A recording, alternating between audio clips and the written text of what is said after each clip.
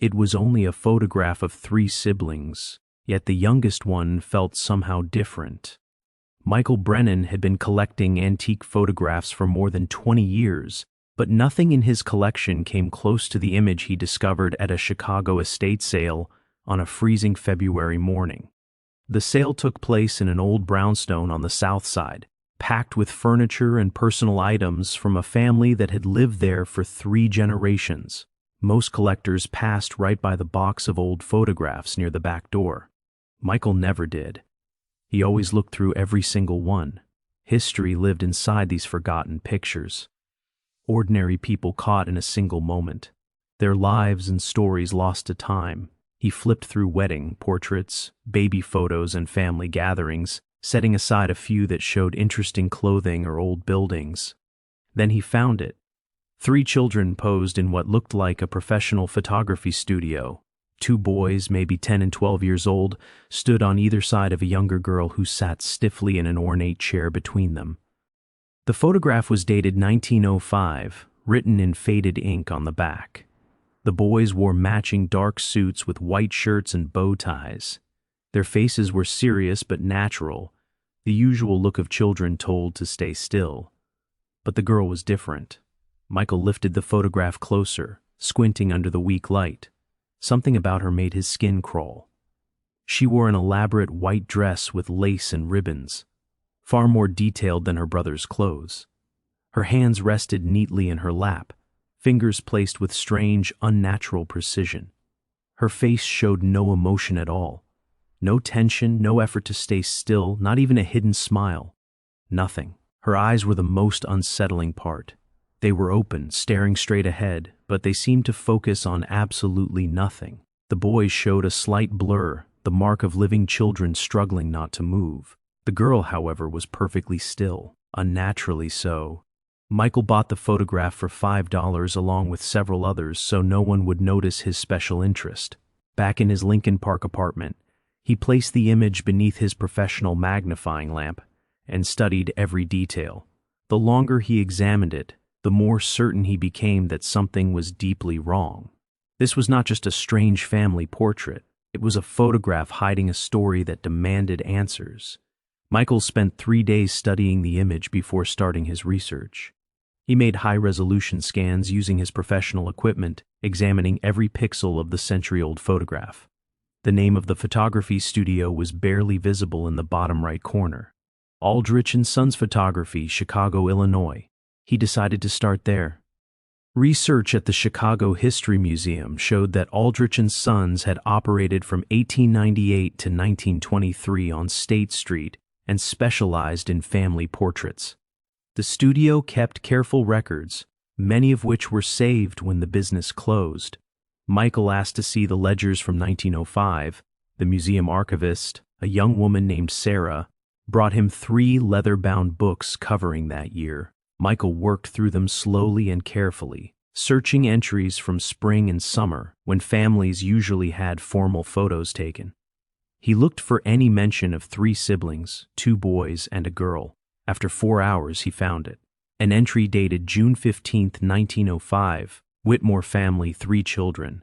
Special accommodation requested for youngest child, fee $12. Photographer J. Aldrich himself. The phrase, special accommodation, made Michael's heart beat faster. What kind of accommodation? And why had the studio owner himself handled the session instead of an assistant? Michael copied the entry and began searching for more information about the Whitmore family. Chicago city directories from that period were available on microfilm. He found them. Robert Whitmore listed as a factory supervisor, living at 1847 South Halsted Street with his wife Grace and 3 children, Thomas, Henry, and Clara, 2 boys and a girl. The names matched the ages Michael had guessed from the photograph. But the next step in his research changed everything. Michael requested birth and death records for the Whitmore children from the Cook County archives. What he found made him lean back in his chair, staring at the papers in shock. Clara Whitmore, born March 3, 1901. The record included something else, something that explained why she looked so different in the photograph, so perfectly still, so unnaturally composed. A medical note. Acute poliomyelitis, diagnosed September 1905. Severe paralysis.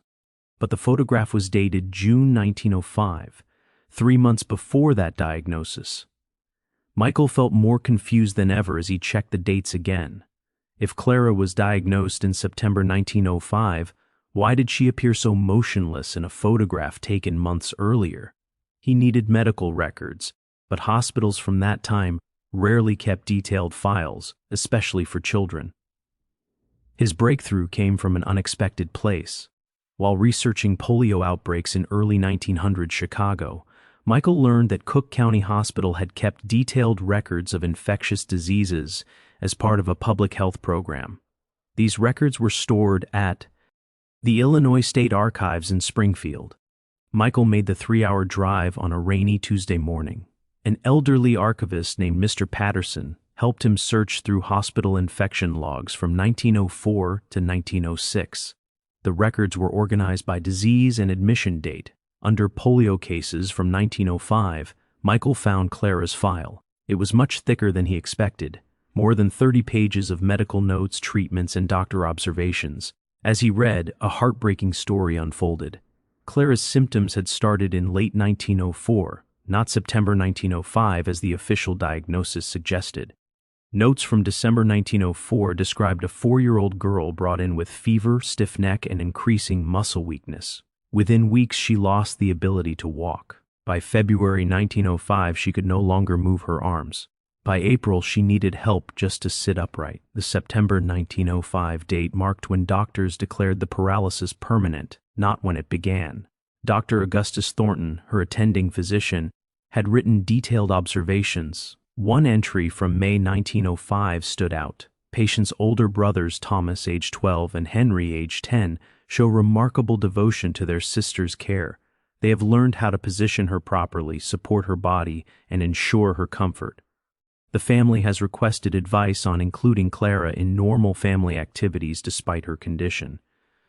Another note dated June 10, 1905, just 5 days before the photograph was taken, read, "Family wishes to have formal portrait made, expressed concern regarding Clara's appearance and dignity, discussed positioning methods to allow her participation while ensuring comfort and safety." Michael leaned back, his throat tight. Suddenly, the photograph made painful sense. With this new understanding, Michael returned to Chicago and studied the photograph again. Every detail now meant something different. The fancy white dress was not just decorative, it was carefully chosen to hide Clara's condition. The high collar and long sleeves concealed her thin, weakened arms. The full skirt fell over legs that could no longer support her. The ornate chair was not just for style, it served a purpose. Looking closely, Michael saw the high back supporting her spine and armrest placed to keep her body upright. Her brothers were not simply standing beside her, they were positioned to steady her, close enough to catch her if she leaned. Her hands, placed so perfectly in her lap, were not arranged by her own will. Someone else had positioned them, likely her brothers or the photographer, because Clara could not move them herself. The stillness that had disturbed Michael was not careful posing, it was total paralysis. And her eyes, those blank, unfocused eyes, were not staring into nothing. Clara simply lacked control of her eye muscles to focus on the camera the way her brothers could. Michael felt a wave of shame for his first reaction. He had found the image unsettling, almost frightening. But there was nothing dark here. This was a family struggling to give their paralyzed daughter a moment of normal life, a place in the family portrait, dignity in the face of terrible illness. Still, questions remained. Why had the Whitmore family gone to such effort? In 1905, many families simply left disabled children out of formal photographs or photographed them separately. What inspired Thomas and Henry's deep devotion to their sister? And what became of the 3 children after the photo was taken? Michael needed answers. He turned to genealogy databases, tracing the family forward through birth records, marriage licenses, and census reports. The search took time, but Michael felt driven to uncover the full story behind those 3 faces frozen in time. His research revealed a surprising pattern. Thomas and Henry Whitmore both stayed in Chicago for their entire lives. Neither married, They lived together until their deaths. Thomas died in 1968 at age 75. Henry followed in 1971 at age 76. Both worked as teachers at the same elementary school on the South Side for more than 40 years. Their obituaries revealed even more. Thomas's obituary in the Chicago Tribune stated that he devoted his life to special education, helping develop programs for children with physical disabilities. Henry's obituary described his lifelong fight for accessibility in public schools and his creation of the Clara Whitmore Memorial Fund for disabled children. The name stopped Michael cold. He searched for records of the fund and found documents at the Chicago Community Trust. The fund had been established in 1912 and supported families with disabled children for over 50 years before being absorbed into a larger charity in 1965. Michael did the math. Clara would have been nearly 11 years old in 1912. Was that the year she died? He returned to the Cook County death records and searched again. He found the entry. Clara Whitmore died February 14, 1912. Age 10 years, 11 months. Cause of death, respiratory failure due to complications of poliomyelitis. But there was an attachment to the death certificate, something Michael had never come across before. It was a letter from Dr. Thornton, Clara's physician, written to the Cook County Medical Examiner. Michael asked for the complete file and received it 3 days later.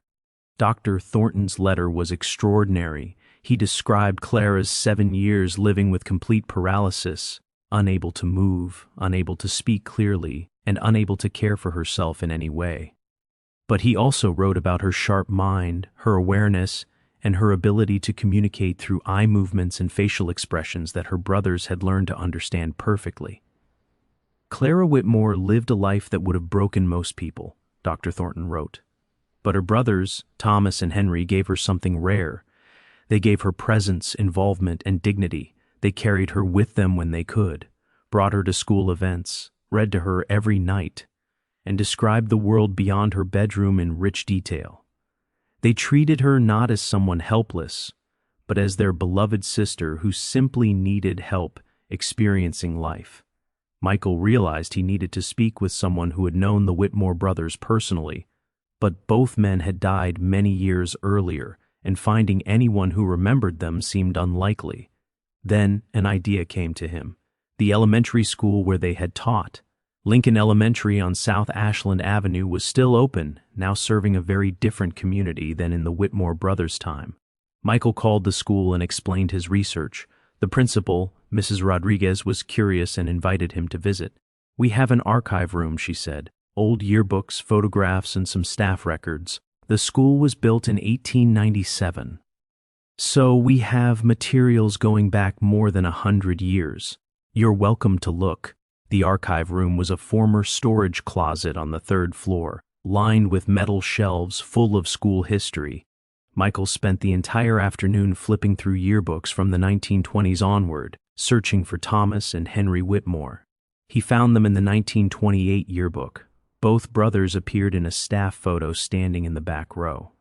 Thomas taught 5th grade. Henry taught 3rd grade, but what truly caught Michael's eye was the caption under another photograph. It showed students in wheelchairs and on crutches with Thomas and Henry kneeling beside them. The caption read, "Mr. Thomas Whitmore and Mr. Henry Whitmore, with students from our Special Assistance Program, founded in 1925 to ensure all children, regardless of physical limitations, receive quality education." Only 13 years after Clara's death, her brothers had created a program to help children like her. Mrs. Rodriguez appeared in the doorway. "Find something interesting?" Michael showed her the photograph. "Do you know anything about this program?" She smiled. "The Whitmore program, it's still running. We actually renamed it in their honor after they both passed away. It's now one of the most complete special education programs in the city. We serve about 80 students with different physical disabilities." Michael felt chills run up his arms. "Is there anyone still alive who knew them personally?" Mrs. Rodriguez paused. "There is one person, Miss Alice Brenner. She was a student teacher here in the 1960s and worked directly with both brothers before they retired. She's 92 now and lives in a nursing home in Oak Park. Her memory is still very sharp. Would you like her contact information? Sunrise Senior Living in Oak Park was a modern building with bright, welcoming spaces. Michael arrived on a Saturday morning, the 1905 photograph carefully protected in a folder. The receptionist called Miss Brenner's room, and a few minutes later, a small, alert woman with white hair and bright blue eyes came out in a wheelchair. "You must be the young man asking about Thomas and Henry," she said, her voice strong despite her age. "I haven't thought about them in years. Wonderful men. Let's sit somewhere with good light." They settled near a sunny window. Michael showed her the photograph. Alice put on her reading glasses and studied it closely. Tears filled her eyes. "Oh my, this must be Clara." They talked about her all the time. Everything they did was for her, or because of her. They never said it directly, but you could always feel it. "What were they like?" Michael asked. Alice leaned back, her eyes distant. Gentle, patient. They understood suffering in a way other teachers didn't. When a child struggled, physically or emotionally or in school, Thomas and Henry never showed frustration. They met children exactly where they were and helped them move forward. She paused. "I was 23 when I started teaching here. I thought I understood children, but Thomas taught me something I've never forgotten. He said every child wants the same thing, to be seen, to matter, to take part in life. Physical limits don't change that. Our job is to make participation possible." "That came from Clara?" Michael asked. Alice nodded. "He told me one afternoon while we were preparing lessons. Clara had been fully paralyzed from age 4 until she died just before turning 11. She couldn't walk, couldn't use her hands, couldn't speak clearly, but she was brilliant. They saw it in her eyes, in her expressions, in the small sounds she made. She understood everything. She wanted to be part of family life, conversations, decisions, so they created ways for her to do that." Michael leaned closer as Alice continued. "They developed a system, eye movements for yes and no, facial expressions for different needs. They carried her everywhere. They described everything they saw, read every book aloud. When neighborhood children came over, they positioned Clara so she could watch and included her by asking questions she could answer."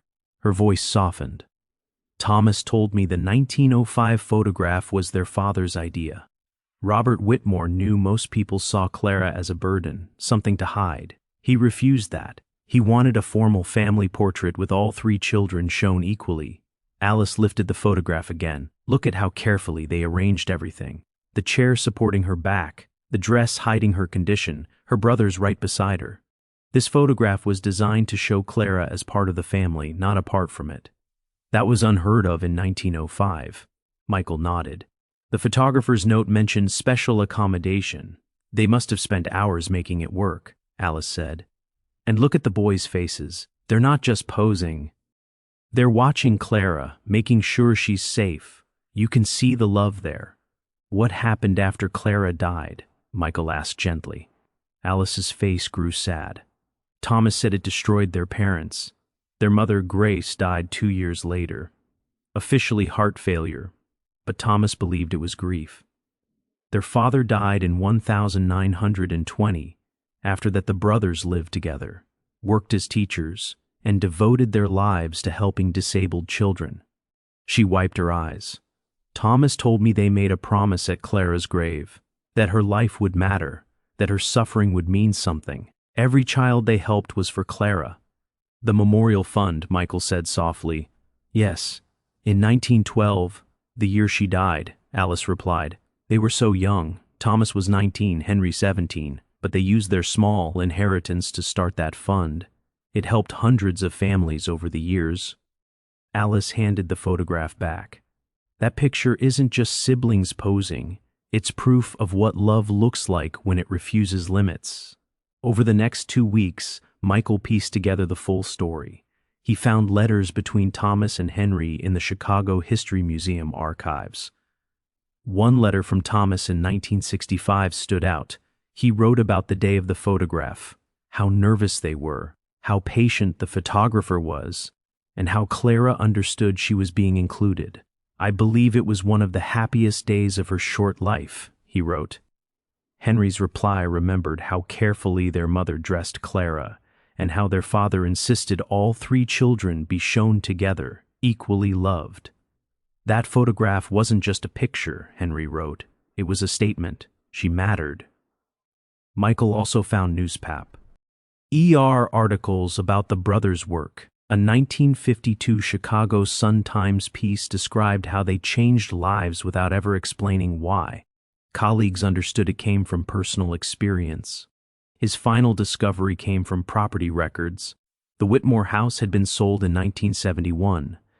During renovation, the new owners found a sealed room preserved exactly as it had been in 1912. Michael visited and saw photographs taken before renovation. Clara's bedroom remained untouched for nearly 60 years. Books, dolls, drawings, and the same ornate chair by the window. Above it hung the family portrait. The owners explained the brothers had asked that room remain sealed until their deaths. Michael documented everything and later published a detailed article. The story gained attention. Lincoln Elementary created a permanent exhibit. At the opening, former students spoke of how the Whitmores changed their lives. Michael looked at the photograph once more. He finally understood. This was not an image of something strange. It was a declaration of equality at a time when disabled children were hidden away. The Whitmore family showed that Clara belonged, that she mattered, that love does not hide difference. It finds ways to include it.